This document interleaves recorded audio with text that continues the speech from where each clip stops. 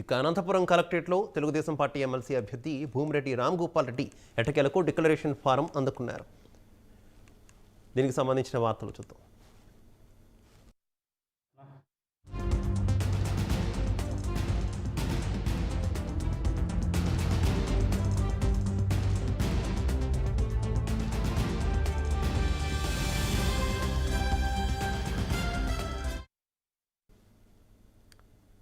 అనంతపురం కలెక్టరేట్లో Telugu Desam party MLC అభ్యర్థి భూమిరెడ్డి రామ్ గోపాల్ రెడ్డి ఎట్టకేలకు డిక్లరేషన్ ఫారం అందుకున్నారు.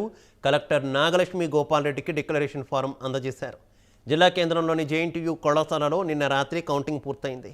పశ్చిమ రాయలసీమ పట్టభద్రుల ఎమ్మెల్సీ ఎన్నికల్లో వైసీపీ అభ్యర్థి రవీందర్ రెడ్డిపై 7.543 ఓట్లతో గోపాల్ రెడ్డి విజయం సాధించినట్టు ప్రకటించిన ధృవీకరణ పత్రం అందజేయలేదు. దీంతో టీడీపీ శ్రేణులు ధర్నాకు దిగాయి.